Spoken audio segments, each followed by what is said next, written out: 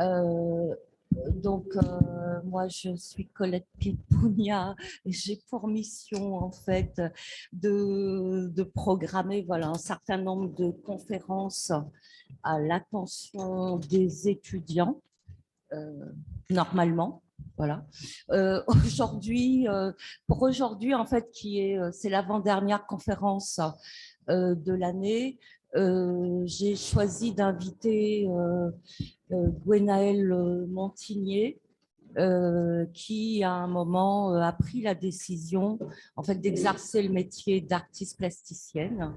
Je voulais commencer par ça parce qu'il me semble que d'être artiste répond vraiment à un choix, en fait, à une décision. On pourra réintervenir là-dessus après. Et en fait, en parcourant un petit peu les productions, les propositions artistiques, qui sont aussi poétiques, hein, plus poétiques, je dirais, qu'artistiques, dans ce que fait Gwenaëlle. Je crois que tous les espaces qu'elle habite, qu'elle a traversés, elle a procédé par des prélèvements d'images, des prélèvements de matériaux dans les espaces, qu'ils soient urbains ou ruraux, ou alors quand ce ne sont pas des prélèvements, ce sont aussi des augmentations dans l'espace. Un des points qui me semble relier toutes les propositions qui sont d'une diversité, il y a en fait la thématique de la relation à l'autre et cet autre, en fait, qui est d'une assez grande diversité, j'entends par là à la fois l'autre soi, enfin humain, mais c'est aussi un petit galet, c'est aussi un morceau de nature, un morceau de corail. Et donc ça, c'est vraiment au centre de ses préoccupations. Et dans les opérations plastiques en fait qu'elle opère, elle nous montre en fait des traces de cette relation à l'humain dans l'espace.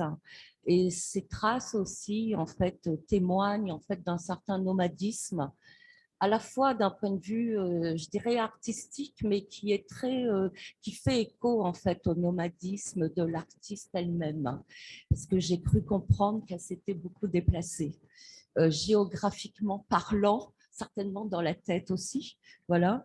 Et ce que j'ai trouvé aussi intéressant, c'est que comment des morceaux de vie, de parcours personnel, deviennent en fait par ces interventions en fait deviennent impersonnelles.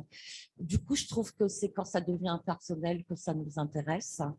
Et ce processus de rendre impersonnel, c'est par des interventions et des gestes, hein, sur des petits riens, en fait, j'appelle ça des petits riens en apparence, mais qu'elle nous propose non plus comme ça comme des rébus ou des déchets dans la nature, mais en fait ils deviennent poétisés. Voilà. Donc voilà ma manière à moi de présenter Gwenaëlle. Nous avons décidé toutes les deux de proposer une intervention qui était sous la forme en fait d'interview.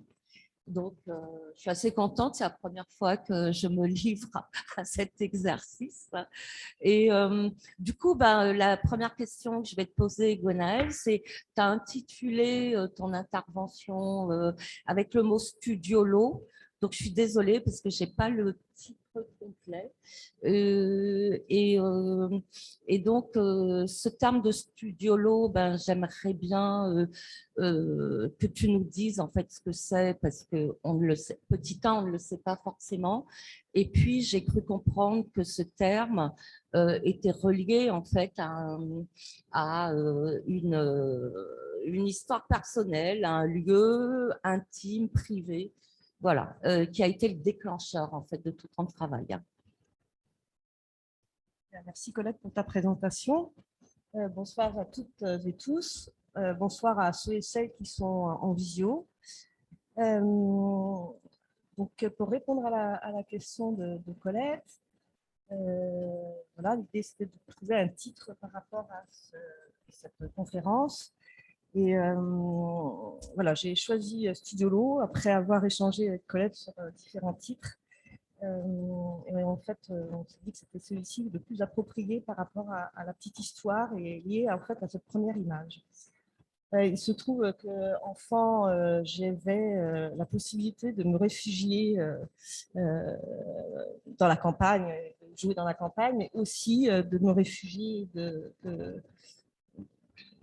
me retrouver seule dans un petit cagibi placard dans lequel il y avait des albums photos de famille.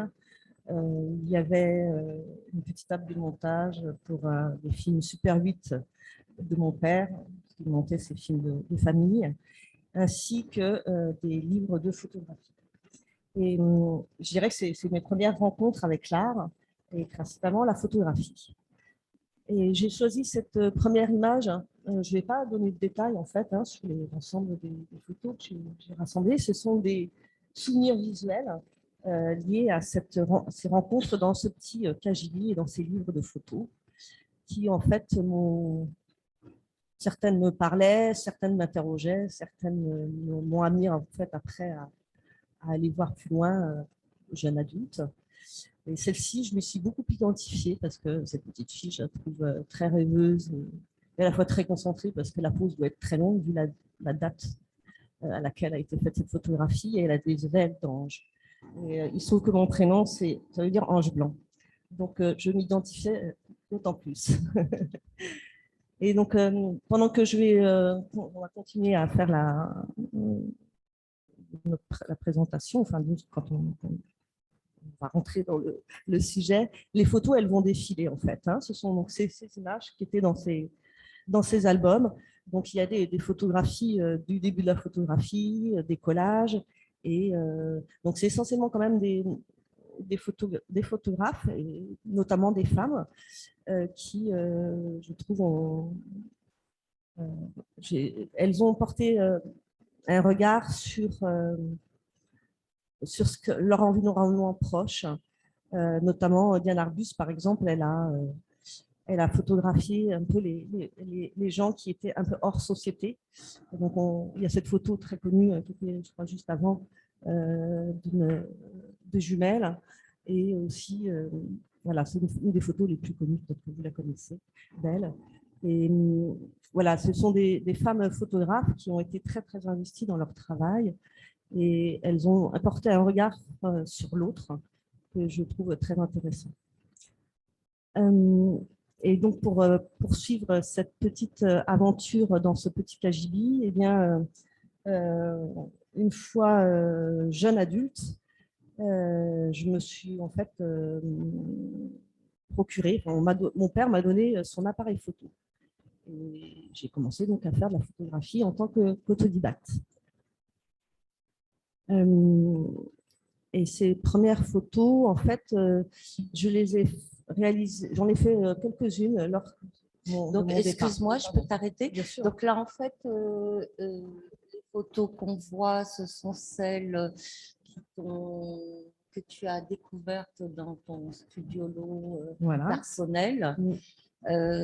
Juste pour rappel, en fait, tu me disais que c'était l'ancêtre du cabinet de curiosité. Et ce qu'on retient, c'est que c'est à partir de ces images que tu as eu, toi, envie de faire de la photo. Exactement. C'est ça? Oui. Voilà. Oui. Donc là, du coup, on va voir quelques-unes de tes photographies, tes premières photographies. Oui. Oui. À la fin de ce défilement. Et là, il se trouve que c'est un photographe. Je m'arrête juste sur celle-ci. Je crois d'ailleurs c'est la dernière. C'est les deux dernières. C'est Lou Keita, qui est un photographe, qui était un photographe malien. Il est décédé aujourd'hui. Et voilà, il se trouve que plus tard, ces images, je les retrouverai et je vous raconterai l'anecdote. C'est la dernière.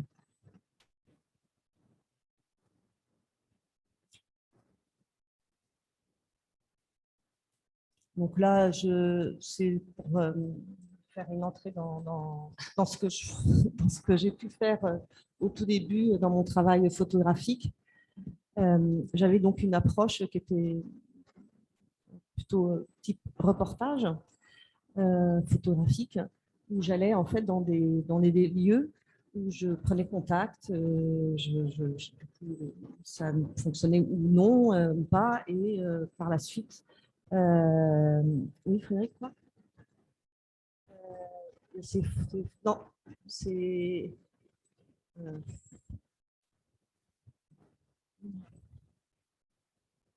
non, non, tu vas trouver, je pense. Là, normalement, c'était... Non. On va avoir une liste sur le dossier. Bon, excusez-nous. Ça a été un petit peu le bazar là au niveau technique au départ. Après, ça n'a rien à voir. Non. Bon, on va les retrouver ou pas, c'est pas Bon. très très grave. En tout cas, ces photographies, elles sont, voilà, celles-ci. Elles sont, c'est une approche en fait plutôt type reportage. Je faisais que de la photographie noir et blanc. C'était à l'époque vraiment l'argentique. Hein. Enfin, à l'époque, c'est pas si vieux que ça, mais le numérique est plus récent. Et en fait, pour certaines séries, notamment celle d'après, qui est sur le stade nautique Yuri Gagarin, qui est un stade nautique dans une ville dans laquelle j'habitais à côté de Paris. Voilà, je me suis trompée, j'ai mis Paris, c'est une ville juive. Et c'est un stade nautique, donc un grand bâtiment qui a plusieurs bassins. Et il avait une architecture assez intéressante. Et en fait, moi, j'y allais pour me baigner simplement. Et en fait, j'ai demandé, ça m'intéressait de faire des photographies en fait en lien avec ce bâtiment et avant tout les gens et notamment les adolescents qui étaient là. Voilà, donc j'ai fait tout un travail. Évidemment, ça passait par des autorisations, etc. À la fois par la structure qui m'accueillait et aussi les gens qui étaient dans les bassins. Ok. Alors, j'ai cru comprendre qu'en fait, lorsque tu faisais ces photographies, ce n'était pas ton activité principale.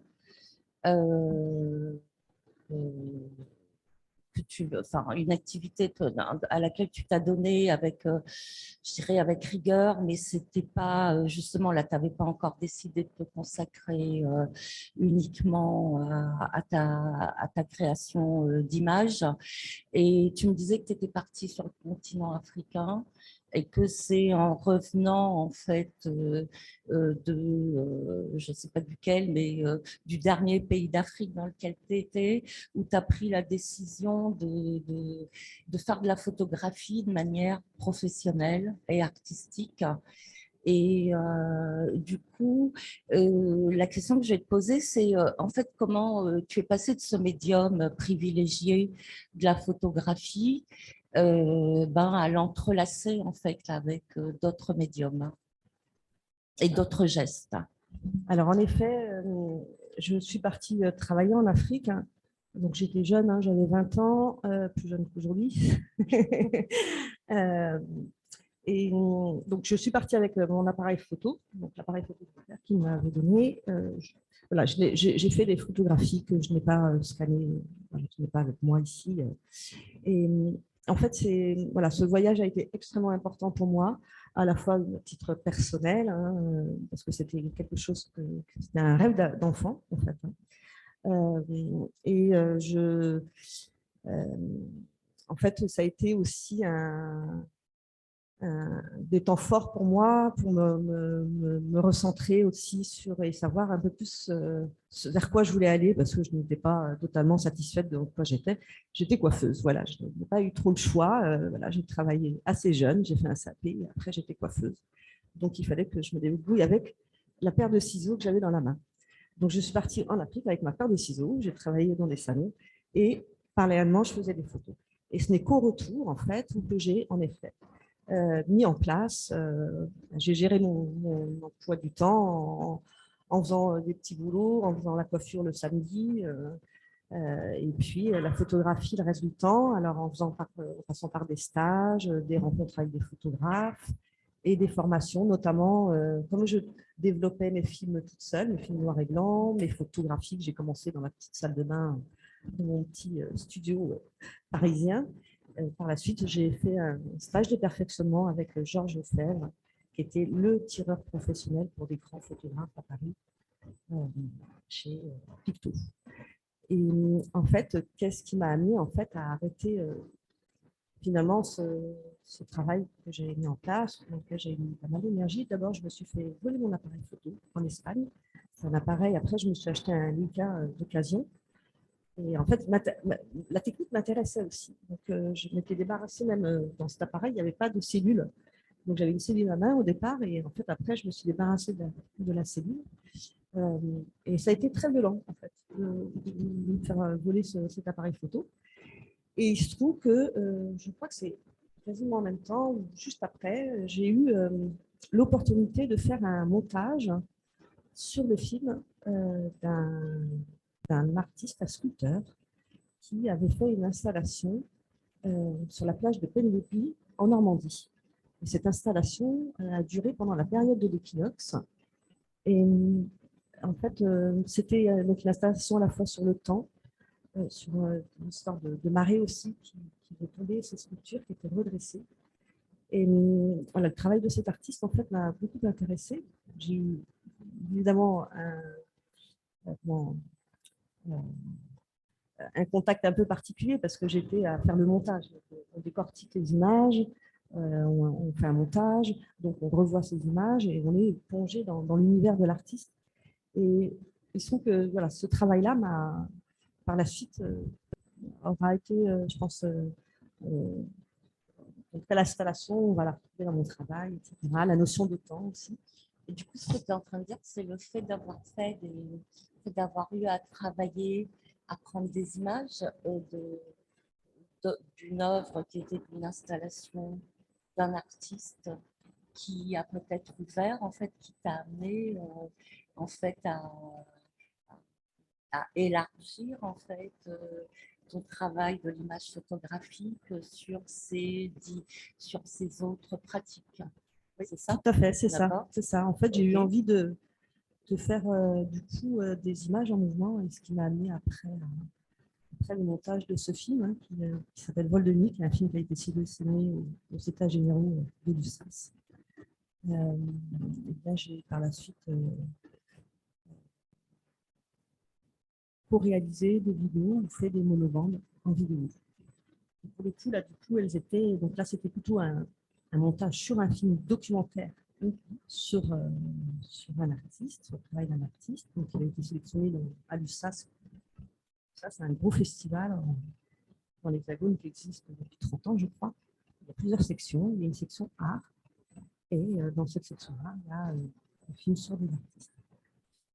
Et puis, parallèlement à ça, il y avait, à ce moment-là, en Europe, il était beaucoup développé les festivals de vidéo art. Et donc, voilà, il y a eu une première co-réalisation avec Frédéric Marie. Donc, voilà, on voit des images, hein, c'est juste des extraits. Le film passe de 2-3 minutes, si vous le voulez, je peux le passer. Oui, on peut le voir. On peut le voir. Alors, on va essayer de voir si on peut le voir, techniquement parlant. Ce sont tes premières vidéos, c'est ça? Première vidéo. Ça, c'est la première vidéo, oui. Donc, le titre, c'est L'arrosoir. Et c'est en fait ce qui en fait a amené à faire ce film, c'est en fait ce qui a été un peu choquant, c'était quelques années avant. C'était l'événement à Tchernobyl, le 3, je vais y arriver. Tchernobyl. Merci. Colette. Parce qu'on avait des tas d'informations et des noms d'informations autour de cet événement catastrophique humain et écologique, etc. Et je crois avoir entendu dire qu'il y avait des champignons monstrueux qui s'étaient développés, etc. Et ce film part de là, en fait. Il a plutôt un titre joyeux, je dirais. C'est plutôt un film, une vidéo un peu joyeuse, mais en fait sous-jacente à cette histoire. Donc, ça, c'est le film, c'est ça? Alors, on est sur un PC qui rame. Donc, on va peut-être pas regarder la vidéo. qui dure 2-3 minutes. Mais, bon, on voit quelques images supplémentaires. Et en fait, cet escargot, il est dans cet univers de légumes qui deviennent pluie, etc. Parce qu'on avait parlé aussi, je ne sais pas si vous vous souvenez, mais en Tchernobyl, on disait que la pluie avait rapporté les particules. Voilà. Donc, et en fait, c'était l'escargot. Au départ, il est à la taille d'un escargot et en fait, il grossit petit à petit au long des 2-3 minutes et il devient énorme. Bon, il y a un travail sonore aussi important dans ce film. On n'entendra pas. Bon, Bon, c'est pas. Voilà. C'est bien, vous aurez vu quelques images. Je pense qu'il est visible. Je pense qu'il est visible sur YouTube, sur mon site. alors après les vidéos, tu t'es mise à broder, sur le support, en fait, sur le support image photographique. Et donc, est-ce que après, il y a de la broderie sur photographie et il y a de la broderie en tant que telle. Est-ce que tu peux nous, bon, voilà, on commence à le voir. Donc, comment en fait intervient en fait ce nouveau geste, donc, qui sont deux gestes en fait, celui de capter une impression lumineuse et celui qui relève d'un geste plutôt artisanal en fait. Comment ça t'est venu cette superposition ou cet entrecroisement de, euh, de matière sur de l'image, traces lumineuses. Alors, juste, je me permets, Colette, on a pris un système là, dans la présentation où on a mis, en fait, on a tiré des fils de mon travail et finalement, on a fait le choix que ça ne soit pas totalement chronologique. Oui, oui. Donc, en fait, entre cette image-là que vous voyez, cette pièce et donc l'arrosoir, il y a eu un travail plutôt d'installation in situ, sur lesquels on reviendra après. Là, en fait, on va être sur donc, ce pas que j'ai fait à un moment donné de revenir à la photographie et d'y associer la broderie. Mais en fait, avant d'associer la photo à la broderie, j'ai utilisé aussi le fil sur du tissu neutre. Et en fait, lorsque je suis partie vivre au Vietnam avec ma petite famille, je n'ai pu emmener dans mes valises que quelques fils. Et il se trouve que je revenais vers la photographie et j'ai eu... ça, c'est une des premières pièces sur laquelle j'ai brodé. En fait, j'ai brodé sur la photo en passant par la technique du transfert. Et il se trouve que j'avais été très marquée lors des 15 jours qui précédaient le Nouvel An de Tết au Vietnam. Il y avait un balai incessant de motos qui portaient des kumquats. Ça n'arrêtait pas, c'était sans cesse dans la ville. Et je trouvais que c'était assez poétique de voir, c'est assez drôle aussi. Mais bon, il se trouve que finalement, ils portent énormément de choses sur leur moto. Donc, c'était plutôt lié à l'arbre, qui symboliquement est très fort là-bas, ce kumquat, parce que c'est un arbre qui est déposé devant chaque maison. C'est un arbre pour les Vietnamiens qui est très fort symboliquement. En fait, il honore les ancêtres et il est là aussi en augure pour ce nouvel an. Et donc, ce kumquat a des petits fruits oranges.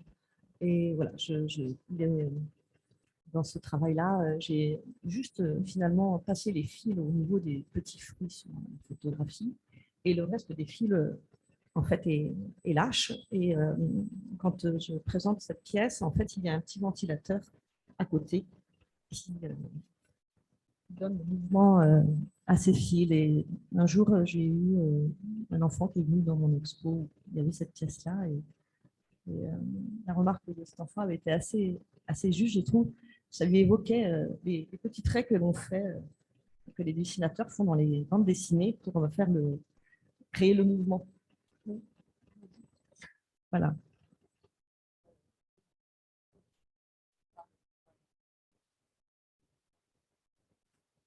Donc là, on est toujours en fait sur la présence de la nature aussi donc dans mon travail.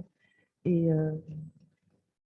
bon, elle a été vraiment encore plus présente, je dirais, pendant ces quelques années de vie au Vietnam. Ça, c'est une série que j'ai faite à mon retour. Donc, on a les titres, c'est Brèche pour souffler les armes. Donc, il y a un ensemble, une série, six séries, je crois.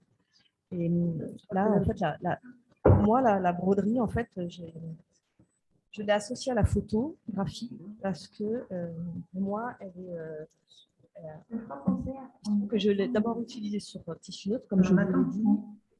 Et en fait, elle a été pour moi un moment important parce que j'avais arrêté mon activité artistique pour des raisons, pour un autre projet artistique qu'on a co-créé avec une autre artiste. Et bon, à un moment donné, les projets étaient tombés un petit peu, il y avait moins de projets et du coup, voilà, chacune est revenue à ses projets artistiques. Et du coup, ça a été un peu difficile de reprendre le fil en fait, sur lequel je m'étais arrêtée. On verra un petit peu le dernier projet sur lequel je m'étais arrêtée tout à l'heure, qui rentre dans une autre question. Et en fait, donc j'ai utilisé la broderie sur ce travail photographique.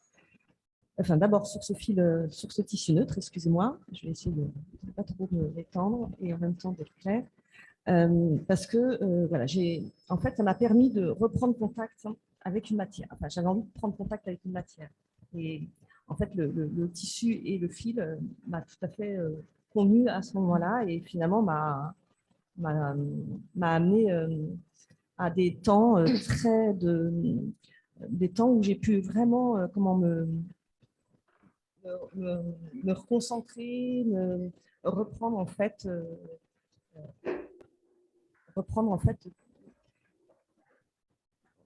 comment,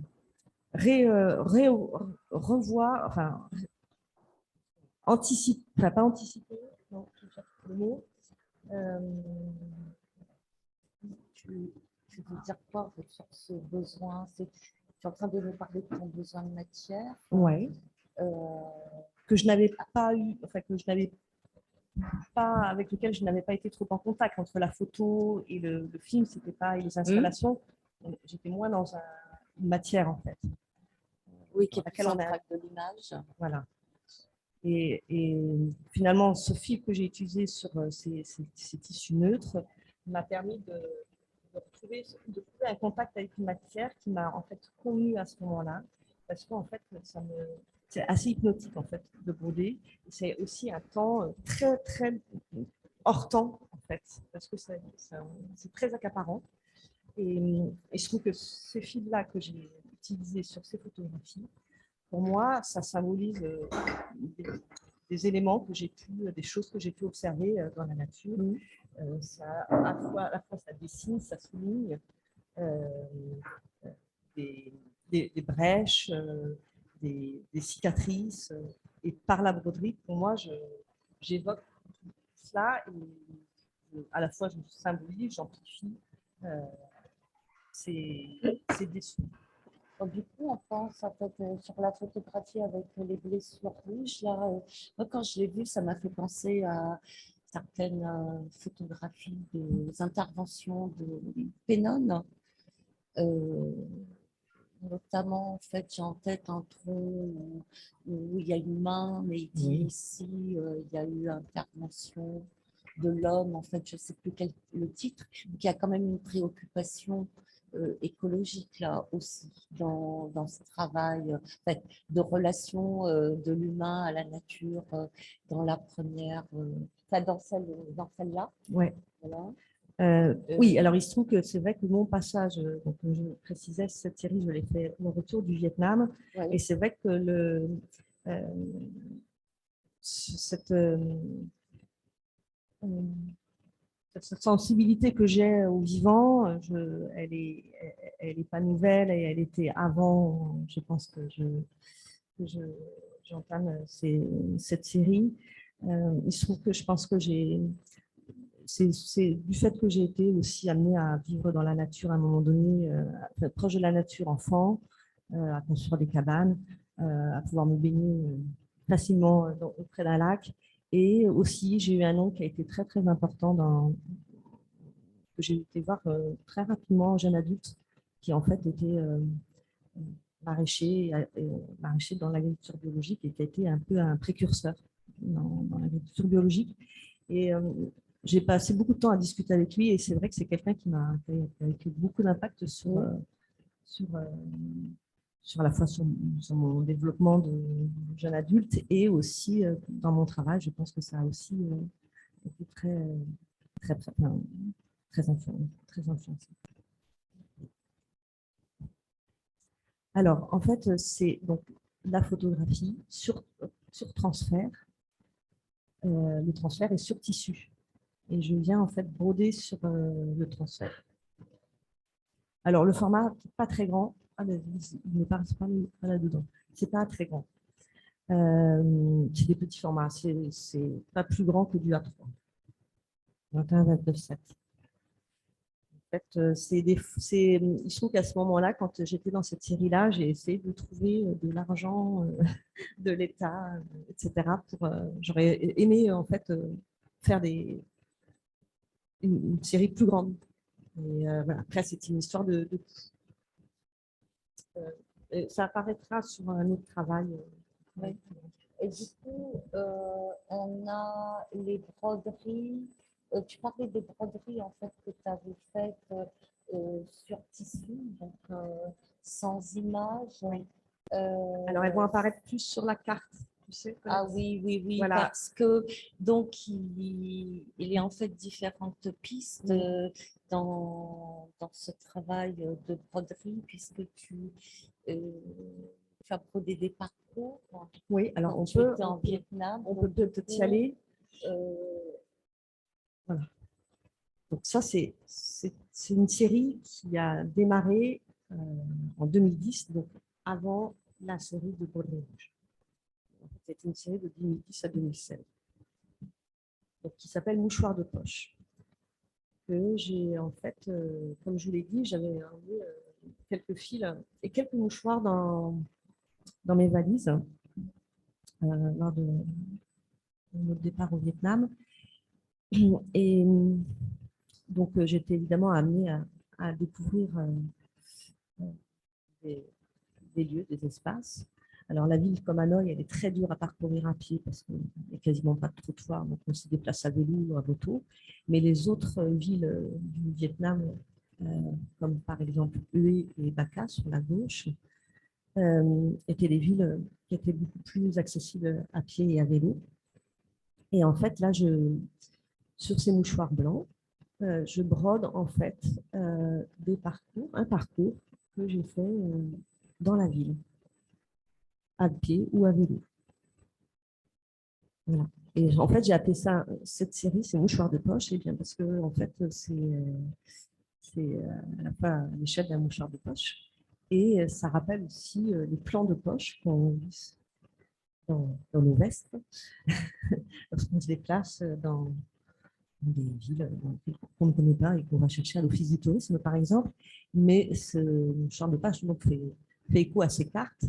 Et c'est des plans finalement personnels que je vis traverser. Et pour moi, c'est comme des objets de mémoire que que je révèle en fait sur le tissu. Et du coup, oui, tu as employé le terme de plan et qui, qui se rapporte aussi en fait enfin, à des cartes. Et du coup, j'ai vu que dans un certain nombre d'œuvres que tu proposes, tu montres vraiment un intérêt pour la cartographie.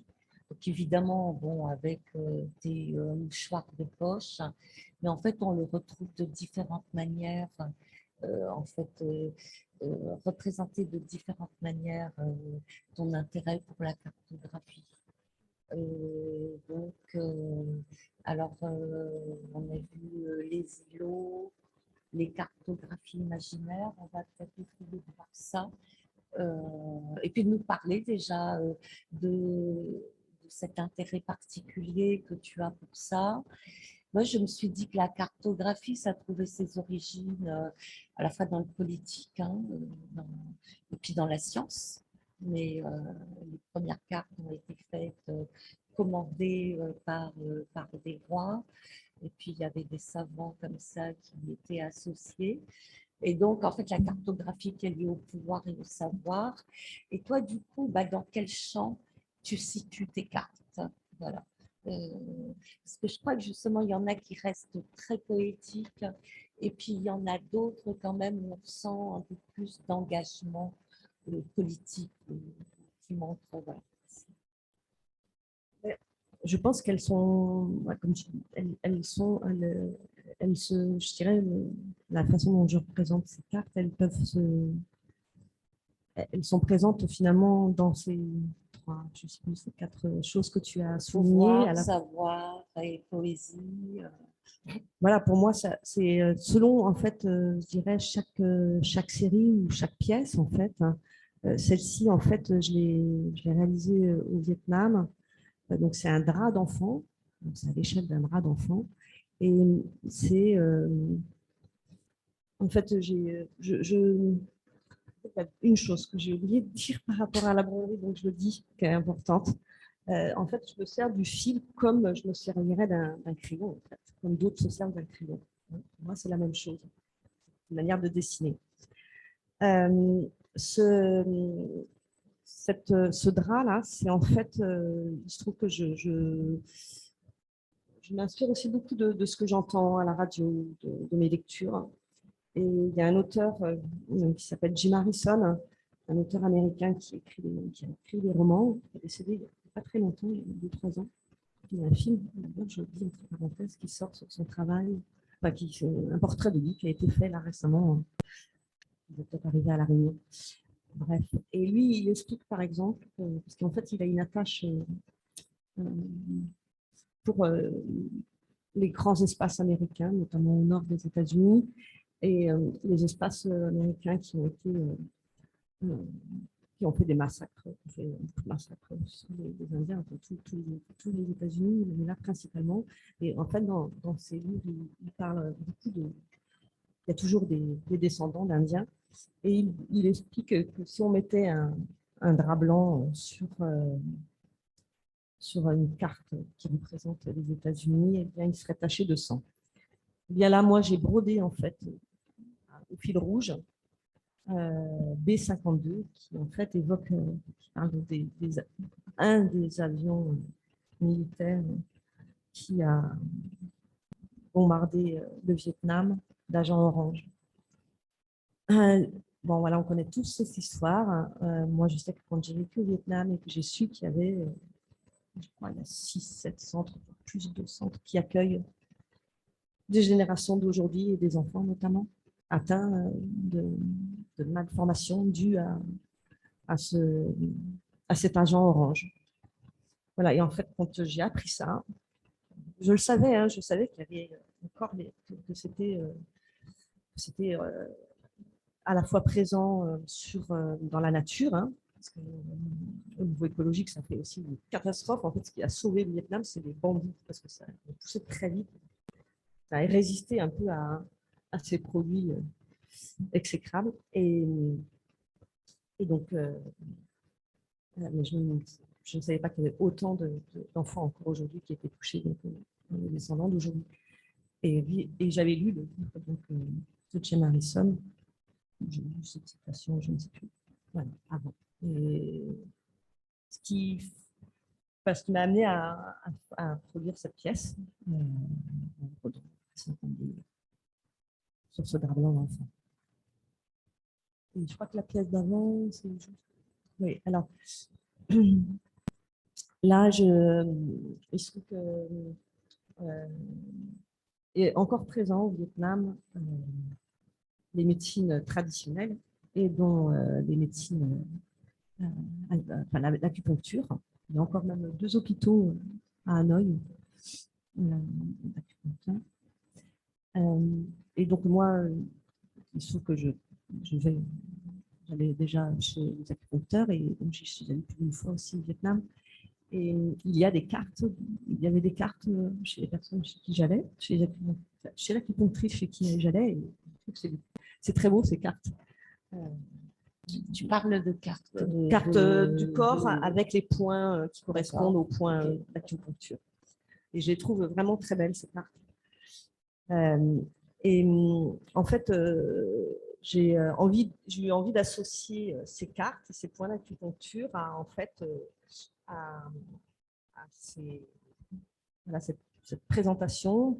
En fait, à la fois les points d'acupuncture, enfin toutes les zones de pression, notamment des pieds. En fait, je les symbolise par du fil bleu, les lacs qui sont très nombreux au Vietnam, et donc des fragments de cartes de Hanoï. Parce que finalement, en fait, cette ville-là, je souhaitais faire quelque chose, en fait, relater de l'impossibilité de pouvoir la parcourir et finalement et je trouvais que c'était voilà, le fait que je puisse quand même la parcourir un peu à pied de temps en temps, mais très peu, parce que je vous dis, il n'y avait pas de trottoir et les gens vont très vite. Il y a beaucoup de motos, etc. Et en fait, voilà, ça m'intéressait de partir de ces cartes d'acupuncteur et les associer à ce travail-là. Donc, quelque part, c'est en fait c'est une fragmentation de cette ville, en fait. Oui, on peut se dire que ce sont des morceaux de territoire sur lesquels tu as marché. Oui, et exactement. Qui se sont imprégnés en sous mes pieds. Sous tes pieds. Une relation à la marche. Là, il y a une relation à la marche. Voilà, et en fait, donc c'est un ensemble de 12 qui sont, en fait, c'est un peu, je les ai installés de cette manière-là, comme sur une carte qu'on déploie. Quand on l'ouvre, il y a encore les plis. Oui. Et donc, voilà, c'est installé de cette manière. Ça rappelle la carte aussi dans son installation. Sur l'accrochage, pardon. Ce qu'on avait vu aussi, c'était la cartographie. Tu m'as parlé des îlots. C'est bien ça, il y a un rapport avec est-ce qu'il y a un lien entre les îlots? La pièce qui s'appelle Îlot? Oui, îlot, excuse-moi. C'est une pièce, Frédéric, avec les mousses, les fleurs artificielles. C'est en dessous, c'est celle-ci. Ah, oui. Donc là, on saute plusieurs années là. On saute, ça n'a pas d'importance. Non, ça n'a pas tellement d'importance. Oui, non. Oui, je ne les ai pas forcément mis dans l'ordre. En fait, là, donc cette pièce-là, je l'ai réalisée lors d'une résidence à la Source. Donc la Source Laguerre-Houde, l'association qui a été créée par Gérard Verus il y a 30 ans dans l'Eure. Il se trouve que les ateliers se trouvent, les logements se trouvent dans un parc, un grand parc qui est très beau. Parce que l'environnement proche, je l'aime moyen, mais par contre, le parc, j'aime beaucoup.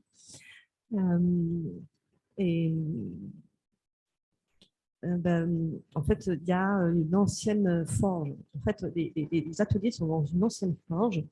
Donc, les forges, si je ne me trompe pas, pour le mécanisme de l'époque, il y avait besoin d'eau. Donc, il y a une grande présence d'eau, en fait, d'humidité dans les ateliers. Il y a même dans l'atelier de ma voisine, il y a une super plante qui poussait toute seule à l'interstice, comme aux interstices des murs et des trottoirs dans les villes. Bref, donc, ça vous donne un petit peu Tu as dû voir ça, Pierre? Voilà. Et donc, j'ai eu, pendant ces 3 mois, mon atelier était à proximité d'un écoulement d'eau. Donc, j'entendais en permanence l'eau. Et il se trouve que dans mon environnement, dans ce parc, il y avait énormément de végétaux, notamment de la mousse. Et, donc, ces mousses, en fait, mon atelier était énorme. J'ai jamais eu un atelier si grand que ça. Et j'ai, pendant ces 3 mois, j'ai accumulé énormément de récoltes. Et le jour quelques jours après la Toussaint, comme vous savez, les gens vont au cimetière. Certains vont au cimetière et changent les fleurs de leurs défunts. Il peut y avoir aussi des fleurs artificielles. Et souvent, elles sont jetées parce qu'au bout d'un moment, parce qu'elles perdent leur couleur. Et donc, du coup, ça a été récupéré dans les cimetières. Et en fait, j'ai associé ces fleurs donc à ces mousses, à la fois pour leur redonner une seconde vie. Et finalement, ces mousses, elles sont dans leur forme. Elles évoquent très souvent des territoires, en fait, dans les endroits où je les trouvais. Et voilà ce qui a en fait amené à faire cette pièce dans l'atelier, en fait, de la source. Et puis, c'était pour moi aussi une manière de penser aux êtres chers. C'était ma façon de faire. Je ne vais pas dans les cimetières. Quand on est aussi dans la relation à l'autre, ouais, à l'autre qui est absent. Alors effectivement, avant de voir les vidéos, on aurait pu regarder ça. Oui, mais en fait, non, ça vient après, excuse-moi. Non, tu n'as pas à t'excuser, Colette. En fait, il y a les cartographies aléatoires et puis on regarde celle-là d'abord. Ouais. Il y a une des photos que j'ai montrées depuis que je suis à La Réunion. Là, j'ai participé à une exposition collective Tropical Drawing, pardon. Voilà. Il y a une des photos qui a été montrée là-bas. Donc ça, c'est une série de photographies. Ça, je l'ai faite lors du confinement, du premier confinement. En fait, il se trouve que des maisons que j'occupe, il y avait des doubles vitrages. Et entre les doubles vitrages, des insectes sont là et apparaissent à des moments, en fait, des moments un peu humides dans la maison et à l'extérieur, des moments pluvieux. Et eux, ils se préoccupaient pas trop du confinement. Ils étaient entre les deux vitres et voilà, ils faisaient leur trajectoire. Et en fait, quand j'ai vu ça au moment du confinement, et ça m'a fait penser aussi à mes cheminements dans les villes, en fait. Je trouve qu'il y a un graphique très similaire, parce que eux-mêmes se déplacent. Et finalement, ils tracent des dessins aussi. Comme moi, je trace des dessins avec le fil sur les mouchoirs de poche. Oui, encore. L'escargot. On revient à l'escargot. Je crois que ça peut plaire à Christophe tellement. Non, non, et puis les traces laissées par les insectes. Ça, c'est donc, bon, je ne suis pas toujours très. Je ne vais pas tous les jours à ma boîte aux lettres. Donc, quand parfois j'y vais, je peux avoir des petites surprises. Et donc, du coup, j'ai mes papiers. J'interdis, j'ai toujours eu le papier qui interdit publicité. Mais on me dépose quand même des papiers, et notamment, et essentiellement, des papiers liés à vente de terrain, vente de maisons, etc. En fait, il se trouve que je vivais dans la périphérie nantaise et Nantes se développant énormément, comme partout. Dans l'île, sur la Réunion, c'est pareil, on trouve les mêmes trucs. Et ben, les agences immobilières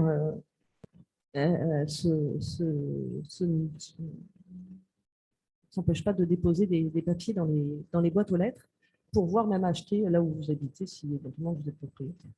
Bref. Et donc, ces papiers, en fait, j'ai retrouvé grignotés par les escargots.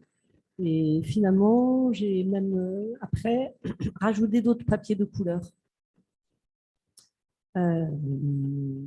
Et parce qu'en fait, dès que j'ai relevé des papiers grignotés par les escargots, j'ai vu des cartes en fait dans ces papiers. Essentiellement, à l'époque, c'était des papiers des agences immobilières. Et donc, les taches de couleur, les autres territoires qui sont de couleur, ça, ce sont, moi, des papiers que j'ai déposés volontairement dans ma boîte aux lettres, des papiers de couleur. Et donc, en fait, j'ai fait des montages de cartographie imaginaire en y associant aussi des fonds de cartes. Pardon. Non, il n'y a pas assez de fonds bleus. Non, je sais que j'ai été acheter en fait des cartes à la cartothèque à Nantes. Où, du coup, j'ai passé du temps parce qu'en fait, c'est difficile d'avoir des fonds bleus. C'est peut-être bien d'ailleurs l'océan Indien qu'on a derrière. Parce que l'océan Indien, en fait, il y a quand même des espaces assez conséquents que d'océan, en fait. Alors, du coup, tu as tout ce travail de représentation de cartes, enfin, de cartographie imaginaire qui sont soit, comment dire ça, qui ont un lien, enfin, qui sont certaines plus engagées, je me répète, d'autres plus poétiques, et puis en même temps, que tu me disais qu'une carte, on s'en servait pour se repérer. Donc, oui, quand on va dans la nature ou dans une nouvelle ville, dans des lieux qu'on ne connaît pas, en fait, on utilise des cartes. Et du coup, tu as une partie de ton travail qui est bidimensionnelle sur des surfaces planes. Et puis, tu as une grosse part de ton travail, en fait, qui se fait in situ dans des paysages. Euh, donc grandeur nature, où là, on n'est plus sur une carte, ou alors on est à l'intérieur d'une carte grandeur nature. Donc là, en fait, ce qu'on peut retrouver, il y a des termes que tu aimes bien, là, le terme de vagabondage, et qu'on peut retrouver en fait dans certaines de ce qu'on vient de voir. Et tu aimais bien aussi la part aléatoire. Et maintenant, du coup, si tu pouvais nous parler un peu justement de ce travail d'installation ou de dispositif ou d'intervention dans le paysage. Et La notion de fragmentation est très voilà. présente. Oui. Ouais. Je trouvais que c'était important de mettre ce livre-objet d'en haut. En fait, ce livre-objet, c'est une édition, en fait, un faible tirage. Il en a en fait, ça vient d'un dispositif que j'avais mis en place lors de mon DEUG ou ma licence d'art plastique à Paris 8. Où en fait j'étais dans le hall où il y a tous les étudiants qui rentraient et j'avais mis en fait d'un côté un stock d'images qui était donc fragmenté. Hein. Qui sont en fait les mêmes images qu'on voit sur cette édition. Là, elle était un peu plus grande. Et aussi un stock de textes. En fait, j'ai écrit un texte. Il se trouve que c'est un travail que j'ai fait quand je suis arrivée à Lyon dans les années 96, je crois à peu près. Parce qu'auparavant, j'habitais à Paris, pardon, et j'ai été assez enfermée en fait. Et là, je me suis retrouvée dans un appartement extrêmement ouvert. J'avais en fait une vue à 180 degrés sur la Saône, pardon, et sur les monts du Lyonnais. Et il y avait les œufs tourneaux qui étaient à la saison là, où ils viennent se nicher dans les arbres. Et en fait, ça crée des nuages dans le ciel. Et en fait, voilà, en fait, je suis partie d'un texte là-dessus qu'on ne voit pas, hein, qu'on ne va pas réussir à lire. Et, et donc, au moment où j'ai installé où j'ai proposé en fait, à des gens de participer à l'installation à ce dispositif où l'aléatoire, en fait, il était présent, parce que je trouve qu'en fait, finalement, ce dispositif, le fait que le texte et les images soient décomposés, soient de manière aléatoire, en fait, ça révèle encore, ça révèle des choses supplémentaires. Ça donne une autre lecture aussi. Et voilà. Et donc cette édition, je l'ai fait quand j'ai passé 1 an dans une école d'art à Lyon. J'ai passé mon DNAP. Voilà. Et quelques années après, j'ai fait cette installation à Mel, donc en Bretagne. En fait, juste avant cette installation, j'ai passé 8 mois à Bourges parce que j'ai fait le centre de formation pour plasticiens intervenants maintenant qui s'appelle le CEPIA, qui est en fait ouvert aux jeunes artistes et qui en fait vous permet pendant 8 semaines, ça va durer 8 mois parce que les autres semaines vous pouvez travailler sur vos projets, vous permet en fait de mettre en lien, en lien votre travail avec des projets auprès de public. Et donc, pour le projet que j'ai fait dans un établissement scolaire, j'avais créé des petits dispositifs qui permettaient de cadrer. Parce que j'étais donc sur cette notion-là, la notion de fragmentation, de cadrage, au paysage était très présente. Et en fait, je crois que c'est tout ce travail-là qui a été décortiqué parce qu'en fait, les projets que l'on fait dans les établissements scolaires, on décortique notre travail. Et, et finalement, ça en a découlé donc un dispositif pour les interventions. Et finalement, ça a nourri ce projet-là. Donc là, j'ai répondu en fait à un autre appel à candidature. Est-ce que ça va? Je suis claire? Ça va? Vous pouvez intervenir hein, si vous voulez. Et donc là, j'ai répondu à un appel à candidature qui était donc c'est Mel, c'est en Bretagne. Et donc en fait, sur ce territoire était très présent la toile, une toile qui était faite à partir de lin, je crois. Et donc l'appel à projet s'appelait des toiles, comme la toile de lin, des étoiles. Voilà. Et voilà. Après, on s'accaparait de ce titre comme on voulait, comme un appel à candidature, en fait. Donc, il y avait tout un cheminement avec les différentes propositions de différents artistes. Et donc, moi, j'ai répondu, mais préalablement, je suis allée. Parce qu'en effet, pendant plusieurs années, j'étais beaucoup sur... en fait, je répondais à des appels à projets et en fait, je travaillais finalement sur cette manière-là, c'est-à-dire que je répondais, c'était un lieu qui inspirait une installation. J'étais vraiment sur l'installation. Et en fait, quand je suis allée là-bas, ben voilà, je suis rentrée chez moi, j'ai travaillé dans mon atelier, je suis revenue au titre, etc. Voilà, ça a demandé quelques temps pour proposer un projet. Et donc, finalement, le projet a été accepté. Et en fait, ce projet, donc, c'est, vous pouvez le voir, un dispositif où il y a des tiges et des cadres.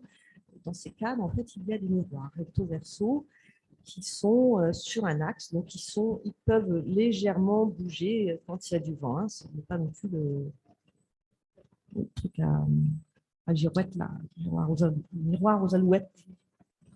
Ce n'est pas ça non plus, hein, ce n'était pas le but. Et ça ne le faisait pas de toute façon. Et donc ben, le miroir, c'est un objet qui renvoie ce qu'il a autour de lui. Il a notamment le paysage. Et c'est ce que je voulais souligner, parce que je trouvais ce paysage rural, en fait, moi, j'y ai passé du temps, finalement, j'y suis retournée plusieurs fois. Je me sentais vraiment bien et je voulais vraiment révéler ce paysage.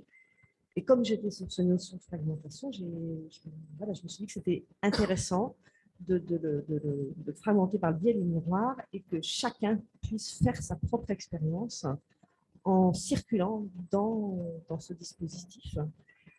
Parce que chaque visiteur, en fait, faisait sa propre expérience par rapport à ce qu'il voyait dans le miroir. Il se voyait refléter éventuellement, il voyait le paysage et aussi des éléments qui étaient beaucoup plus loin, qui étaient rapprochés. Le miroir rapproche aussi des éléments. Et puis, comme on le sait, voilà, donc, il diversifiait les perceptions de ce lieu. Et on sait que c'est aussi un outil d'introspection. Voilà, en fait, quand je réponds à un appel à candidature, j'aime bien aller un peu fouiller aussi, je dirais, toute la symbolique. La symbolique du miroir, quand même, elle est assez forte. Tu pourras nous en sûrement des choses, Colette. Mais voilà, dans l'histoire de l'art, il a été très présent, notamment au XXe siècle, etc. Et voilà, c'est un outil de réflexion. Donc, c'était aussi une manière j'ai dit quoi? Non, mais très bien. C'est ça? De réflexion. Ah, oui, de réflexion.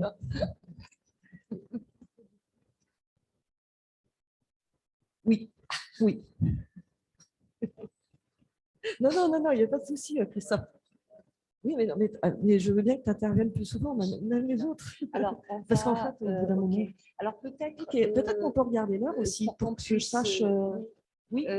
On va pas. Alors, du coup, Frédéric, parce que je crois que alors, non, alors juste avant, peut-être parce que tu vas rapidement nous parler de Walden Toro, ce qui m'a semblé que c'est à ce moment-là, à propos de la trace. Non, ah oui, oui, si. si. Que ça, je sais plus non, si c'est pas par lien. rapport à ça. On reviendra après. Ouais. Peut-être que si tu voilà, oui, ce même dispositif. En fait, oui, il est. Cette installation en fait qu'on retrouve. Bon, on va montrer la vidéo parce qu'elle est toute courte. Ah bon. Alors montre la photo. Ah ben elle est là. Pardon. Voilà. Donc en fait, voilà,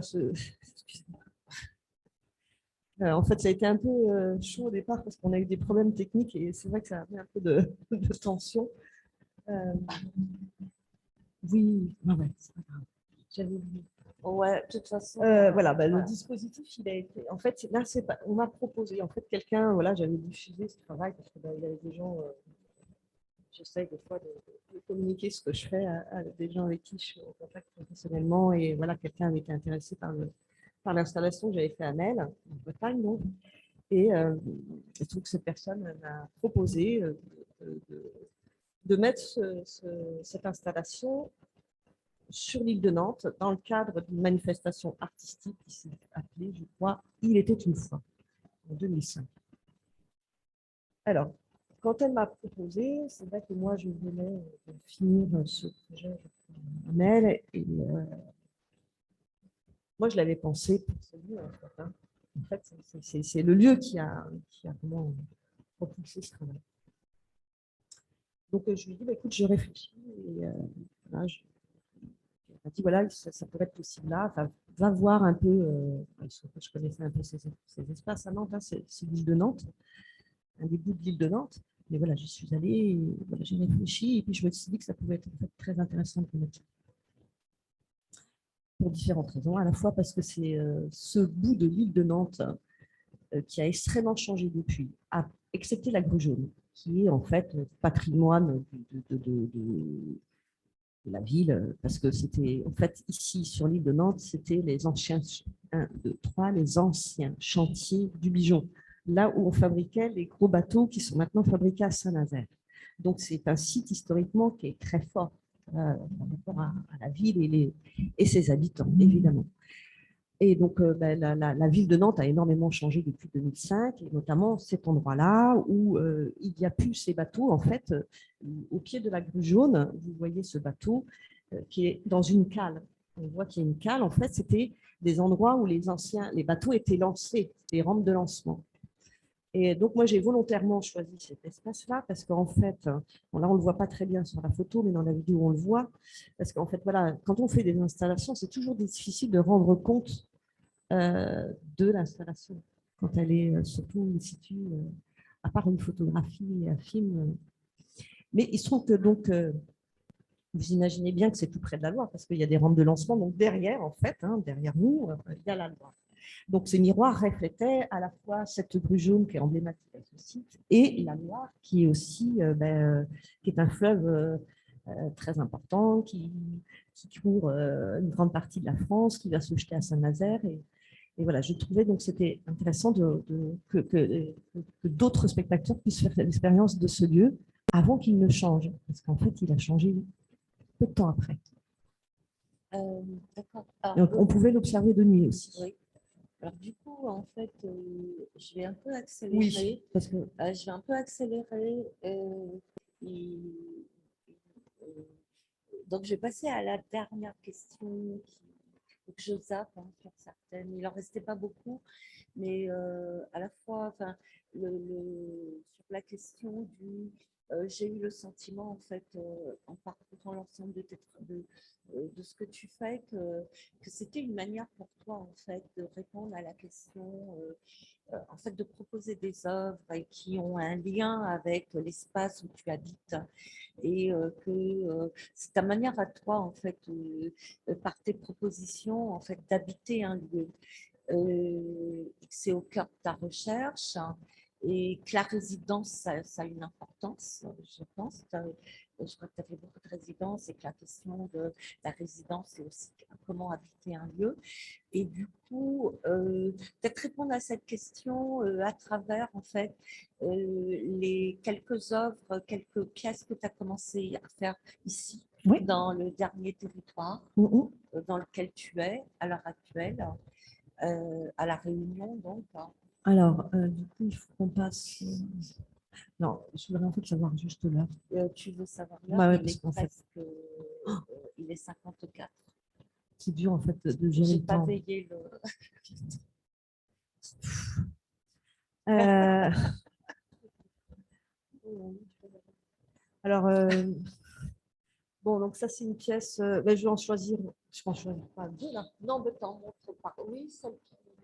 On peut les On voir. peut Allez, on les les voit. voir, On les déjà. voit. Alors, on Oui, le oui, défile. oui, Donc, pardon. Non, ce n'est pas la dernière. Ça, donc, c'est une pièce. Je dis deux mots. Et... Voilà. Voilà, le titre, c'est Reconquête. C'est donc. Il se trouve que j'ai introduit un autre médium dans mon travail, oui, oui. qui est la céramique. Et notamment, oui, j'avais on en a commencé pas à parlé, faire ça au moment où j'étais à la source Laguéroux. Voilà, j'ai pu faire ma première pièce à la source Laguéroux. Et donc là, c'est une pièce en faïence. Donc, comme vous pouvez voir, ce sont des bouteilles, des contenants que l'on peut trouver sur dans beaucoup d'endroits, malheureusement, comme des déchets. Ici, ils sont moulés en faïence et en fait, dessus, il y a des excroissances, quelque chose qui vient contaminer ces déchets humains.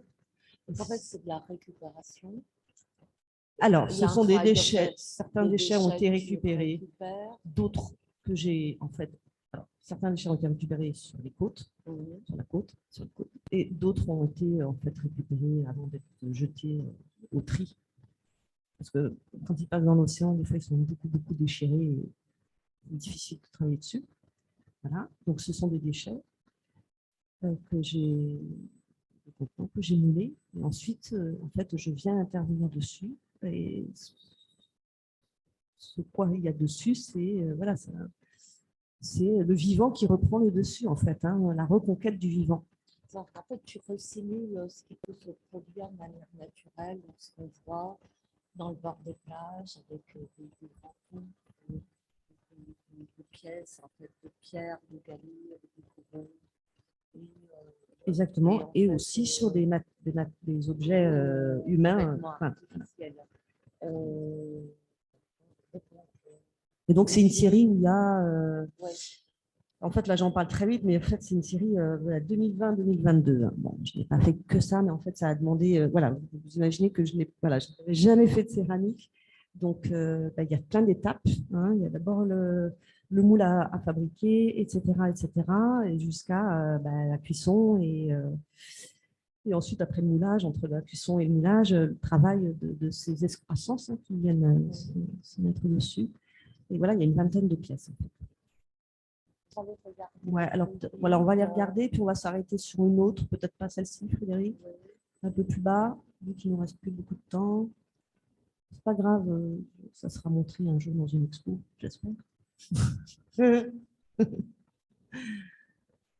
Voilà, mais bon, s'arrêter là-dessus. On peut finir là-dessus. Oui, oui, oui. On avait dit qu'on oui, finirait comme un ça, truc. voilà. Tu vas me répondre par comment tu répondrais à la question. Ouais, la question c'était comment, est-ce que la question de comment habiter un lieu est au cœur de ta recherche? Dernière question. Alors, je suis arrivée à La Réunion il y a 18 mois. Donc, c'est vrai que je vais peut-être, comme on finit sur une pièce qui a été produite ici, ça fait 18 mois que je suis ici et que c'est quand même un territoire qui est insulaire, sur lequel donc, je suis là depuis 18 mois, qui est forcément, quand on est artiste et quand on travaille avec un environnement proche, ça a forcément beaucoup d'impact. Beaucoup d'impact et c'est à la fois troublant aussi. Ça peut être très troublant. Pour différentes raisons. Ça peut être troublant, je ne donne pas les raisons parce que je crois que ça n'a pas tellement d'importance, les raisons personnelles, mais voilà, c'est perturbant d'arriver sur un nouveau territoire pour plein de raisons. Artiste, d'abord, voilà, j'ai 55 ballets, il faut tout refaire, mais à la fois, c'est très excitant parce que par rapport à à mes préoccupations artistiques, c'est extrêmement nourrissant, quoi. Extrêmement nourrissant. Et ça. Ce qui est extrêmement nourrissant, c'est de te trouver dans un territoire que tu ne connais pas, oui, qui t'est inconnu oui, et que tu dois redécouvrir. Oui.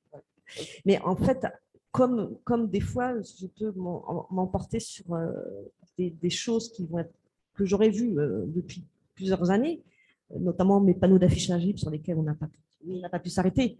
C'est exactement pareil sur les vagabondes. Bon, voilà, mais ce territoire-là, il n'est pas anodin. Il est loin d'être anodin pour moi.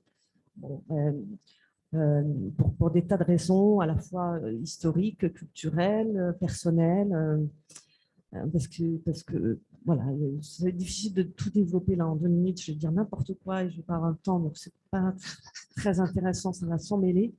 Mais voilà, et donc la pièce qu'on voyait avant, en fait, pour moi, voilà, elle rassemble tout ça. Comme sous le verre, en effet, la marche est présente dans mon travail. On l'a vu dans la cartographie. Mais donc, en fait, la marche, elle peut être à la fois,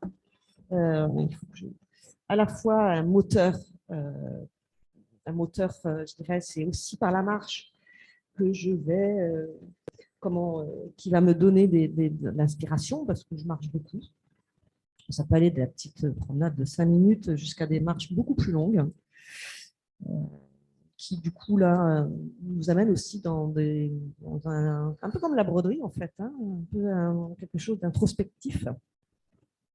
Donc dans la marche, je vais aussi aller puiser je dirais des points pour ah, je les mots là, Bon, c'est en la gros, fin là. on va s'arrêter là Ouais. pour que voir. C'est-à-dire qu'en gros, j'ai envie de dire, est-ce que broder et marcher, c'est la même chose, mais à échelle différente? À échelle différente, parce qu'on ne peut pas produire les mêmes pièces. Oui. Et dans celle-ci, en fait, voilà, on voit que je suis sur des galets et je marche sur des galets. Donc, voilà, les galets ronds, c'est pas très stable. Donc, voilà, c'était voilà, c'est une performance. Donc, en fait, on n'a qu'une photo, mais c'est une performance. Et en fait, une vidéo. Donc, on va essayer de passer la vidéo. Et en fait, pour moi, elle se présente comme ça, en monobande, mais finalement, elle va m'amener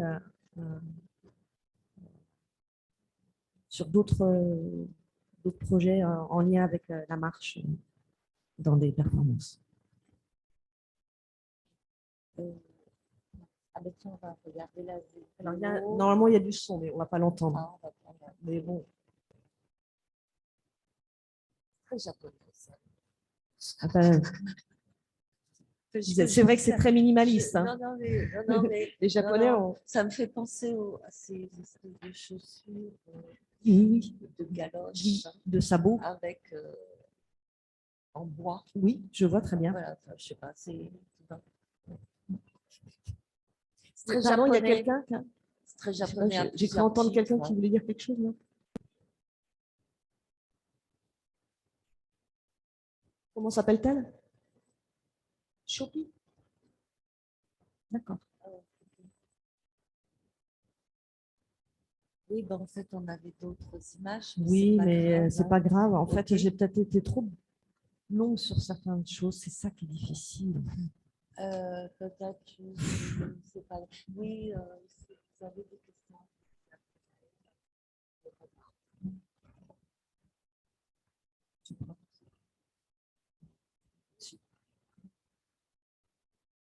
Et puis les personnes qui sont en visio, je ne sais pas, peut-être des personnes. Il y a Christophe.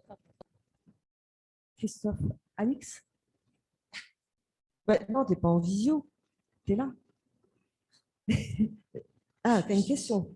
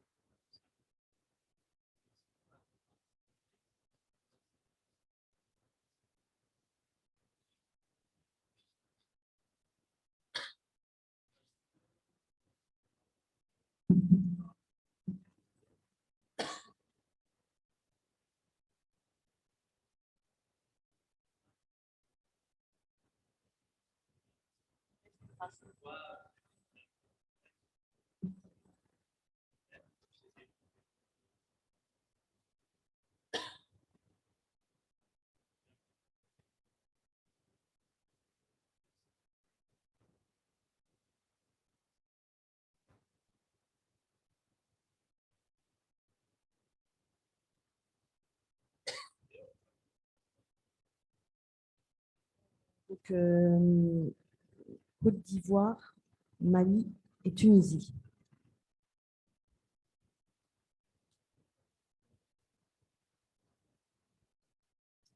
Et je crois qu'en fait, tu l'as donné. Hein. C'est toi que... Je trouve que ta définition est très jolie. Elle me plaît bien. Je crois que je vais m'en accaparer. Parce que... Alors, bon, après, je suis bien consciente que l'escargot revient plusieurs fois. Voilà. Mais, oui. Mais tu vois, je n'avais pas vu. Enfin, tu vois, bien sûr que tu as raison, l'escargot, il change de coquille d'ailleurs quand la coquille est trop petite aussi. Il se déplace avec sa maison sur le dos. Il laisse des traces. Ben, peut-être que... Non, il marche pas. Moi, il se déplace. Hein. Mais il se déplace. Et j'aime bien son rythme, en fait. C'est peut-être ça, en fait, qui me plaît. Finalement, chez l'escargot aussi.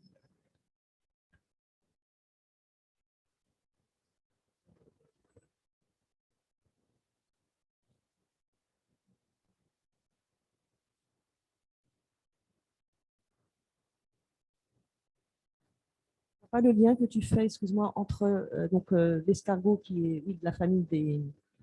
Voilà. Et podographie.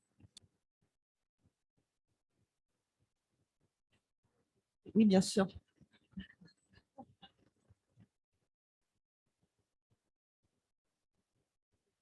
Ah, alors attends. Excuse-moi. Oui, c'est vrai que bah, c'est difficile.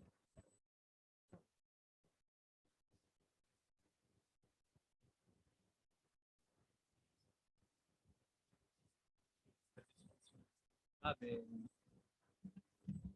Non, mais ce n'est pas une définition scientifique. Hein, donc... Voilà.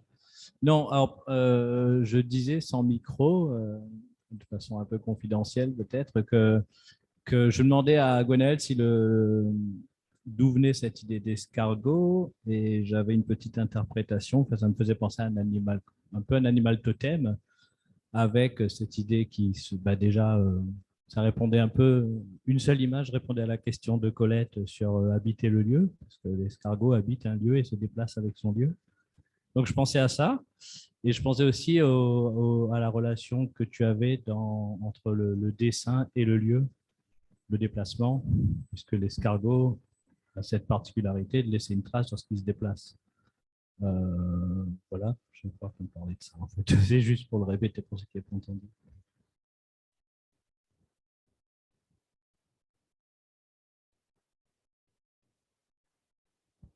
Ouais. Je vois qui est-ce qui a posé la question. C'est Élodie, c'est une vieille amie. Et oui, bah, tu vois, je m'en doutais qu'elle allait répondre ça, parce que je la connais bien et on se connaît bien et elle connaît bien mon travail. Je connais bien son travail. Et je trouve que oui, c'est très juste. C'est très juste. Et bon, voilà, c'est vrai que j'avais vu certaines choses, mais pas. Mais en effet, comme tu disais, c'est vrai que j'ai un peu, bah, j'ai une âme vagabonde. Euh, à la fois, je pense, dans différents traits de caractère, hein, à la fois dans mon travail artistique et dans mon trait de caractère. Mais vagabonde, voilà, ouais, vagabonde dans sa. Parce que je pense que je suis vagabonde dans le sens où j'aime bien, voilà, si quelque chose m'intéresse, je vais creuser, je vais associer des choses et voilà. Donc, ici, ce qui est aussi déstabilisant, c'est qu'il y a une richesse énorme quoi, sur ce territoire, enfin, sur ce nouveau territoire, enfin, pour moi, sur lequel j'habite depuis 18 mois. Et, bon, voilà. Il y a des moments quand on revient de résidence ou quand on part d'un territoire et qu'on en revient, ben, ce n'est pas toujours évident d'en venir si ça fait pas longtemps qu'on est là, si on n'a pas pris ses racines encore, etc. Et là, hier, au bout de 18 mois, je sens que c'est un territoire sur lequel je prends petit à petit mes racines, à la fois dans les rencontres et dans mon travail.